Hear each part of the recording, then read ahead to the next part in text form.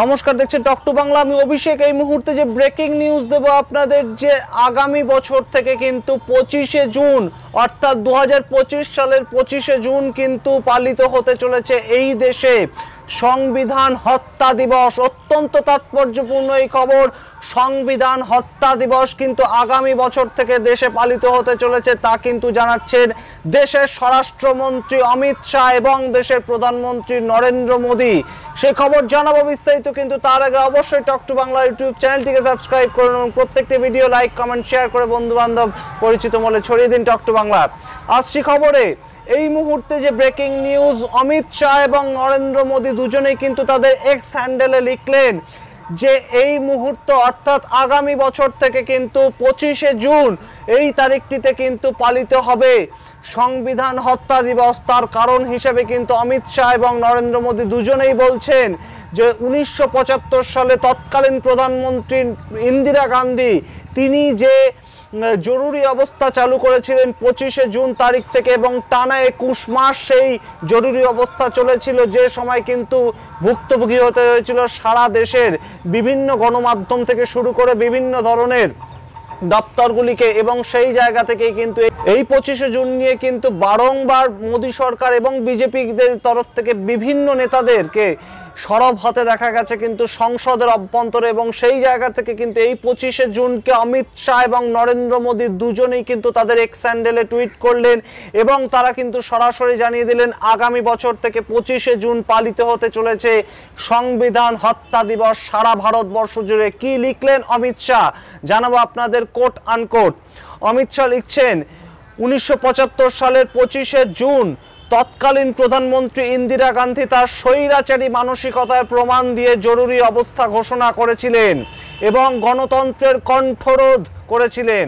লক্ষাধিক মানুষকে বিনা দোষে জেলে পোড়া হয়েছিল, সংবাদ মাধ্যমের কণ্ঠরোধ করা হয়েছিল। এরপরেও কিন্তু অমিত শাহ তার এক্স হ্যান্ডেলে লেখেন ভারত সরকার সিদ্ধান্ত নিয়েছে প্রতি বছর 25শে জুন সংবিধান হত্যা দিবস হিসাবে পালিত হবে। এমন তাৎপর্যপূর্ণ টুইট কিন্তু আজকে অমিত শাহ তার নিজের এক্স হ্যান্ডেলে করছেন। সুতরাং বোঝাই যাচ্ছে যে কংগ্রেস যেখানে 200-র বেশি আসন পেয়েছে এবং লাগাতার যে অধিবেশন হলো লোকসভার অভ্যন্তরে, সেখানে বিজেপিকে চাপে রাখার চেষ্টা করছে কিংবা এনডিএ জোটকে চাপে রাখার চেষ্টা করছে, সেইখানে এই যে সিদ্ধান্ত তা কিন্তু অত্যন্ত তাৎপর্যপূর্ণ বলেই মনে করছে রাজনৈতিক মহল। এবং আইএনডিআইএ জোট এবং কংগ্রেসের পুরনো স্মৃতি উস্কে দিয়ে খানিকটা দেশের মানুষের কাছে কংগ্রেসের ছবিটাকে বেশ খানিকটা স্থিমিত করার চেষ্টা কিন্তু মনে করছে রাজনৈতিক মহল। এছাড়া আমরা দেখব যে প্রধানমন্ত্রী নরেন্দ্র মোদী তিনি কি লিখছেন তার এক্স হ্যান্ডেলে। প্রধানমন্ত্রী নরেন্দ্র মোদী কিন্তু এই সংবিধান বিরোধী দিবস অর্থাৎ সংবিধান হত্যা দিবস নিয়ে তিনি টুইট করছেন 25শে জুন সংবিধান হত্যা দিবস হিসাবে পালন করা হবে। দেশের সংবিধানকে পদদলিত করা স্মৃতি হিসাবে অত্যন্ত তাৎপর্যপূর্ণ লাইন। দেশের সংবিধানকে পদদলিত করার স্মৃতি হিসাবে এই দিন পালন করা হবে। একই সঙ্গে এই দিনটি তাদের শ্রদ্ধার্ঘ্য জানানোর জন্য যারা জরুরি অবস্থার ভুক্তভোগী ছিলেন। কংগ্রেস ভারতীয় ইতিহাসে একটা কালো অধ্যায় শুরু করেছিল। অত্যন্ত তাৎপর্যপূর্ণ এই টুইট এবং এই দুটি টুইটই কিন্তু অত্যন্ত গুরুত্বপূর্ণ এই মুহূর্তে। এবং বোঝাই যাচ্ছে যে আগামী বছর থেকে কিন্তু এই 25শে জুন অত্যন্ত তাৎপর্যপূর্ণ একটি দিন হতে চলেছে, যেখানে এনডিএ জোট তৃতীয়বারের জন্য ক্ষমতায় এসছে এবং সেই এনডিএ জোটকে লাগাতার চাপের মুখে রেখেছিল কিন্তু কংগ্রেস সহ বিভিন্ন আইএনডিআইএ জোটের বিভিন্ন শরিক দলগুলো।